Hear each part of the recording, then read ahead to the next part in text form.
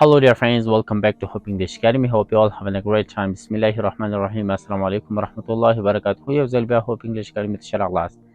ملګرو موږ تاسو ویلي وو چې بګنر 1 کلاس به شروع کوو. دا چې زموږ ویډیوګانې وځنډېدلې یو ډېر غټ اتفاق ولیدلو. هغه دا چې موږ خپله مورکۍ له لاسه ورکړله او په حق باندې ورسېدله.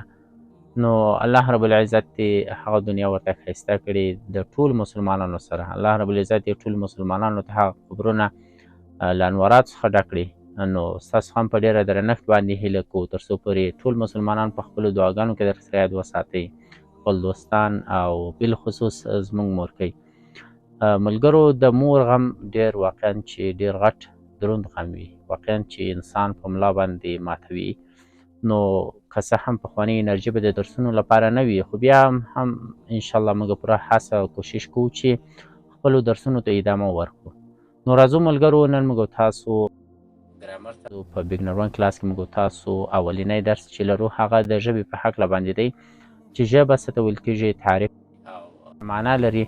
نو انشاءالله دغه ویډیو به ستاسو لپاره ډېره ګټوره ویډیو وي، که څه هم ویډیو به ډېر شارټ وي خو انشاءالله ډېر څه به ترېنه زده کړئ او راتلونکو درسونو کې به انشاءالله موږ تاسو د ګرامر په هکله باندې غږیږو او بیا د ګرامر څه بخښونه چې دی په هغه باندې به موږ تاسو غږیږو. نو هیله ده دغه ویډیو زموږ سره تر اخره پورې وګورئ.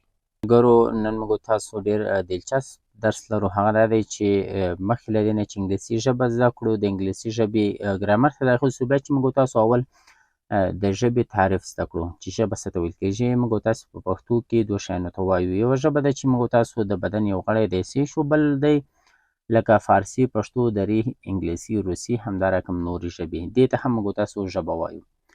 په انګلیسي کې بیا داسې نه دی، یو ته ټنګ ویل کېږي او بل ته هم لینګویج. لینګویج چې دی راځو نن موږ تاسو یې تعریفوو چې لینګویج څه ته ویل کېږي.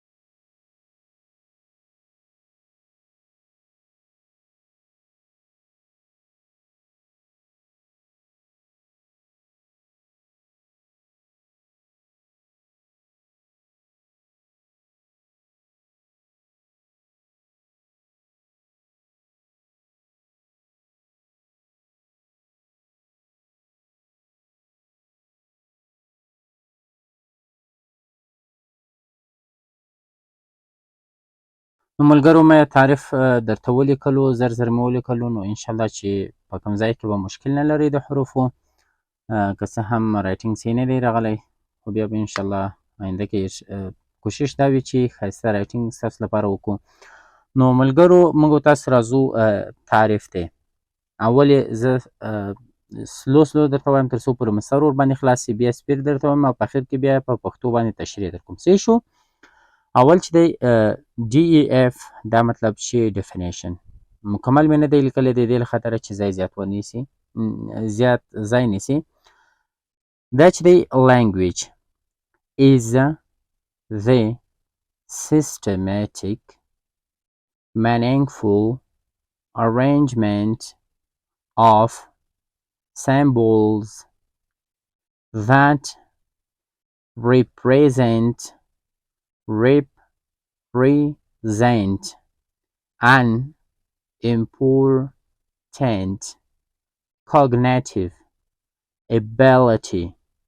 ability and one that is indispensable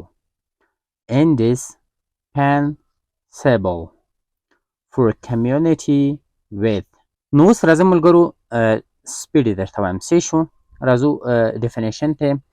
Language is the systematic meaningful arrangement of symbols that represent an important cognitive ability and one that is indispensable for a community with.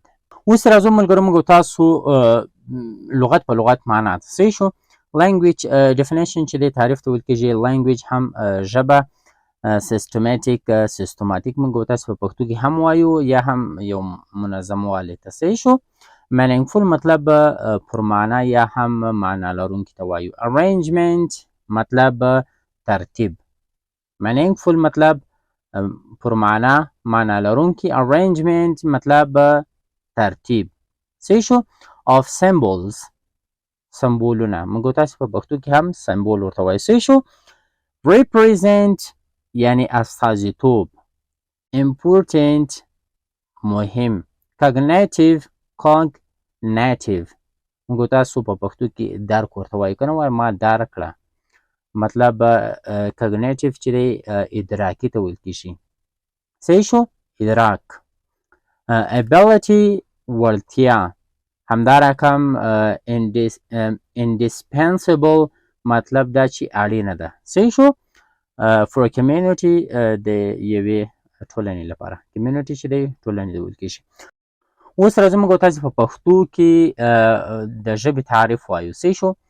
ژبه د سمبولونو یو منظم معنا لرونکی ترتیب دی چې د یو مهم ادراکي وړتیا استازیتوب کوي او د ټولنې لپاره مهم یا اړینه بلل کېږي یا اړینه ده. نو انشاءالله نور تعریفونه به هم زه په کمنټ کې تاسو ته ولیکم، ځکه چې که زه اوس نورو هغه ته ولاړ سم قسم نظریې دي، هر چا جلا جلا ژبه تعریف کړې ده. صحیح شو. په ځینې کتابونو کې یو قسم تعریف شوې ده، ځینې کې مطلب بل قسم تعریف شوې ده، ځینې مطلب دا رقم تعریفوي چې language is a system of communication, a medium for thought and a social interaction. دا مطلب چې ژبه د اړیکو یو سیستم دی چې د فکر او ټولنیز د تعامل لپاره یوه بهترین وسیله ده. صحیح شو. نو زه په کمنټ کې تاسو ته قسم تعریفونه لیکم، انشاءالله چې په دې باندې به هم مکمل سر خلاصوی وي.